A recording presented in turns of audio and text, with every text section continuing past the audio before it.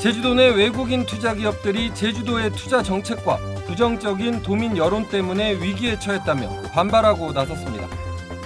정부가 땅을 사주면 철수하겠다고 으름장까지 놨습니다.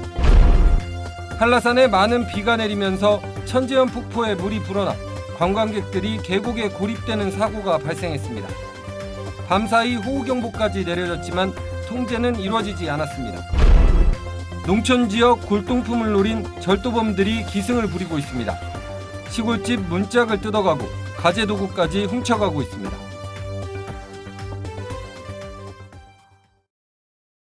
여러분 안녕하십니까? 뉴스데스크 제주입니다. 중국 자본의 대규모 개발을 둘러싸고 부동산 투기와 난개발 논란이 끊이지 않고 있는데요. 도내 외국인 투자 기업들이 제주도의 투자 정책과 지역 여론에 강한 불만을 드러내며 제주를 떠날 수도 있다고 으름장을 놓았습니다. 김찬년 기자입니다. 중국 자본인 신해원 유한회사가 콘도미니엄과 호텔을 짓겠다고 나선 송악산 일대. 환경 영향평가가 진행 중이지만 난개발 논란이 일자 원희룡 지사가 재검토하겠다고 밝힌 상황입니다. 일본 자본이 추진하는 상가리 관광지도 난개발 논란에 휩싸였고 말레이시아 버자야 그룹의 휴양형 주거단지는 대법원의 무효 판결로 공사가 중단됐습니다. 이에 대해 제주도 내 외국인 투자 기업들이 기자회견을 열고 불평을 쏟아냈습니다. 제주도의 요청에 따라 투자를 냈지만 원희룡 도정 들어 정책이 바뀌고 시민단체의 반발로 여론이 왜곡되면서 위기에 처했다는 겁니다. 투자금만 회수되면 제주에서 철수하겠다는 으름장도 났습니다. 정부와 단체 등에서 저희들이 부산 금액에만 내수를 해주신다면 저희들은 제주도에 대한 좋은 추억만 간직하고 철수하겠습니다. 이에 대해 제주도와 시민단체는 이해할 수 없다는 반응입니다. 인허가 받는 과정에서 좀 자기 입장에서는 힘들다는 거거든요. 법적으로 그런 검토가 있고 나름대로 계열법상에 그런 나름대로 법적 취지랑 목적이 있는데 외부 사정으로 자금 압박이라든지 이런 걸로 인해서 빠져나가게 될 경우 이것들에 대한 보상 문제를 먼저 이제 포석을 깔고 얘기를 하는 게 아닌가 봅니다. 외국 자본의 제주 투자를 놓고 논란이 일고 있는 가운데 투자 기업들이 철수 카드까지 꺼내면서 논란은 더욱 커질 것으로 보입니다. MBC 뉴스 김찬년입니다. 휴양형 주거단지 공사 재개를 위한 제주특별법 개정안에 대해 제주 지역 국회의원들은 지역 주민들의 의견을 수렴해야 한다고 밝혔습니다. 새정치민주연합 강창일 의원은 시민단체에 보낸 답변서에서 개정안이 예래동 주민들과 도민들의 합의된 안이 되느냐가 중요하며 추진 과정에서 제주의 합의된 의견과 방향이 없다면 진행돼서는 안 된다고 밝혔습니다. 김은남 의원도 지역 주민들에 대한 의견 수렴 절차가 선행돼야 하며 대법원 판결 취지와의 충돌과 소급입법 문제를 종합적으로 검토해야 한다고 밝혔습니다. 해마다 수십만 명이 찾는 제주의 대표적인 관광지인 천재연 폭포에서 관광객들이 고립되는 사고가 발생했습니다. 갑자기 불어난 물에 갇힌 건데 고립사고를 막기 위한 경보장치도 소용이 없었습니다. 현재훈 기자가 보도합니다. 제주 3대 폭포로 불리는 천재연 폭포. 물에 빠진 사람들이 구명조끼를 입은 채 로프를 잡고 계곡을 빠져나옵니다.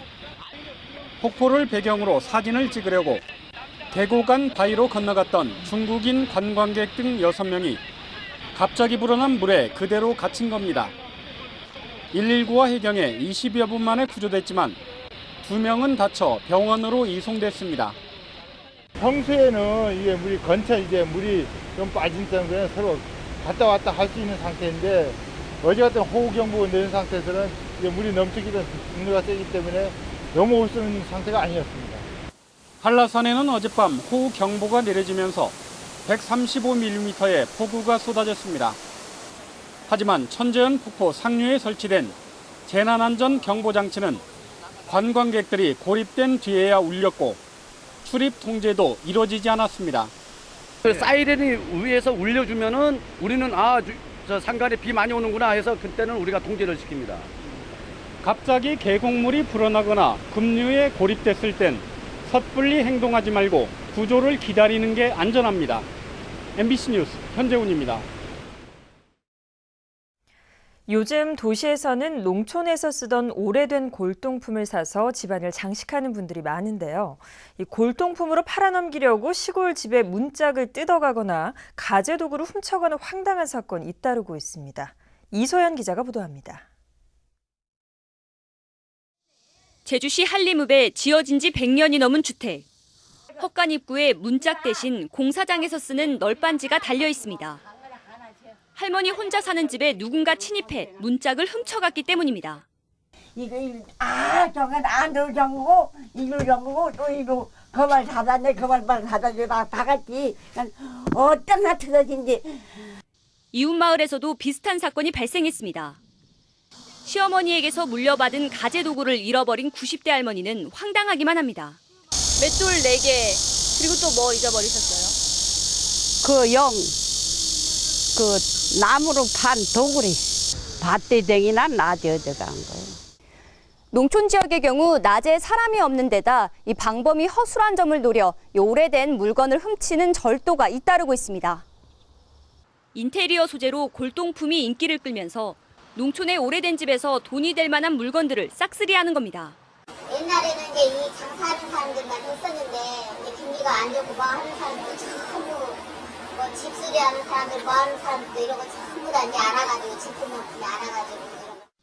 농촌 지역 빈집털이가 기승을 부리는 가운데 이제는 집안의 가재도구까지 도둑들의 표적이 되면서 주민들의 불안감은 커지고 있습니다. MBC 뉴스 이소연입니다.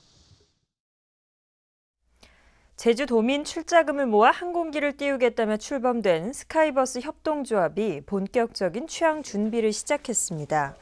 스카이버스 협동조합은 최근 제주도가 설립 신고서를 수리함에 따라 다음 주까지 법인 설립 절차를 마무리한 뒤 다음 달에 정식 출범식을 열 예정입니다. 조합 측은 부영기 전 제주은행 부행장을 신임 이사장으로 선출했고 농협과 수협 등의 출자를 유치해 화물기를 임대할 계획입니다. 어느덧 가을의 두 번째 절기 처서를 앞두고 있습니다. 이번 주말 아침 저녁으로는 선선하겠지만 낮에는 늦더위가 이어지겠습니다. 자세한 주말 날씨를 송현희 기상캐스터가 전해드립니다. 네, 주말인 내일은 대체로 흐리겠습니다. 다행히 별다른 비 소식은 없어서 활동하기 무난하겠고요. 기온은 오늘과 비슷하거나 조금 낮겠습니다. 모레는 더위가 물러가고 선선한 가을로 접어든다는 절기처서인데요. 아침에는 선선하지만 낮에는 여전히 더운 날씨가 이어지겠습니다. 한편 현재 필리핀 마닐라 부근 해상에서는 15호 태풍 고니가 북상 중입니다. 이 진로가 유동적이긴 하지만 지금 예상대로라면 다음 주 월요일부터 제주가 태풍의 간접 영향을 받을 것으로 보이니까요. 앞으로 발표되는 기상 정보 잘 참고하셔야겠습니다. 다음은 자세한 지역별 날씨입니다. 네, 내일 아침 북부 지역의 기온 21도에서 23도 보이겠고요. 낮 기온은 27도 안팎이 예상됩니다.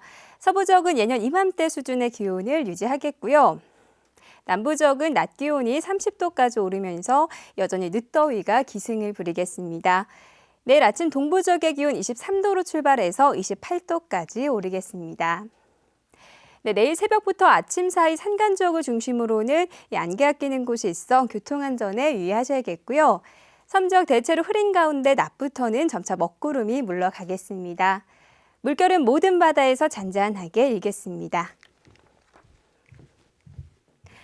네, 다음 주 월요일부터 화요일 사이에는 태풍의 영향으로 비 소식이 있다는 점 참고하셔야겠습니다. 날씨였습니다. 제주 지역 축산농가의 대부분이 가축 사육 제한구역에 포함되는 것으로 나타났습니다. 제주도에 따르면 도내 축산농가 1,200여 군데의 98%는 주거 밀집 지역에서 1km 이내로 환경부가 권고한 가축 사육 제한구역에 포함됩니다.